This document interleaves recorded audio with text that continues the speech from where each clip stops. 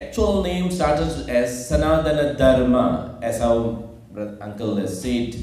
It's a dharmic based religion, principles.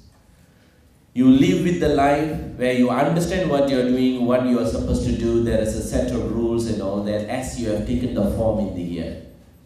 So therefore, its actual name is Sanatana Dharma, but over a period, conveniently, it has been tuned as Hinduism, which is Hind. It's supposed to be the Sindh, because it's those civilized people who lived next to the river of Sindh, which is now in the border of between India and Pakistan. It's more towards Pakistan now. So that has changed to Sindh to become Hind and Hinduism. So actually it's supposed to be Sanatana Dharma. The scripture that we follow is Veda, whether it is in Sanskrit, whether it is in Tamil. Two prominent language that you know well if you go through the internet. Now, who came up with these writings of Vedas? The seers, we call it, the spiritual masters. You can just colloquially use. There are many terms that we use I will use the term Hinduism for your convenience rather than Sanatana Dharma. So there are many masters, okay, the spiritual masters. They are the seers. Mainly it's supposed to be rishis, mahans, and whatever the name that individuals like to call them as. It can be written both in Sanskrit and Tamil in general, okay. The Vedas, it's in Tamil. Really sorry, it is purposely, because I should not rewrite myself, so I got to use the same thing in Tamil. It means God is one and you can get everything from Veda.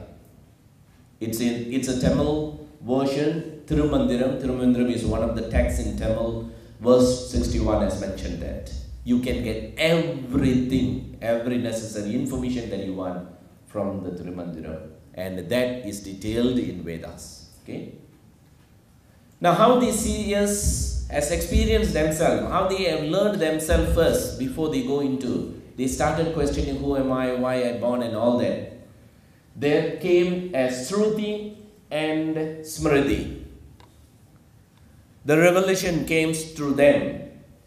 Then from them it came to the Hindus, the civilized people.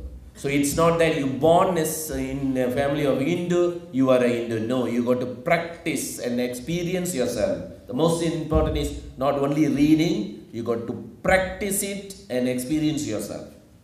So the Shruti is what they heard or you can hear. If you are practicing at this moment, still you can hear it. How concentrate, how pure you are, how holy you are. Then all that heard you remember and you write it down. That is called Smriti.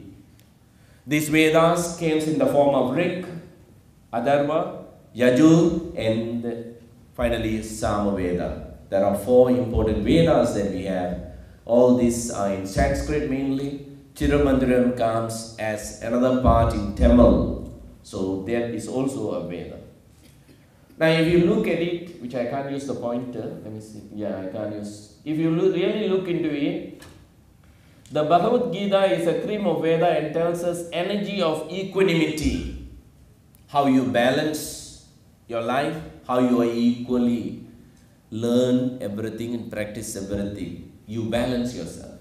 Next is wisdom is non-doerships, you're intellectual. Next is natural functioning for guna. That is the most important thing that every human being must have. Guna. Guna means your character, your behavior, everything. And the sacrifice of all motives. Your personal motive has to be sacrificed. It's not you who are doing. End of the day, you should know that you are not born for your purpose alone. There is another purpose who the Master has sent you. So this gunas has to be understood very well.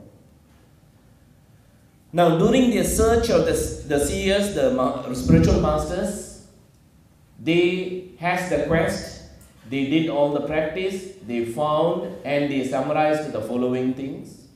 That practicing comes like meditations and many others which I can explain to you in a short while. So there are many ways of conceiving the supreme reality. The reality is the most important thing, they say it, which in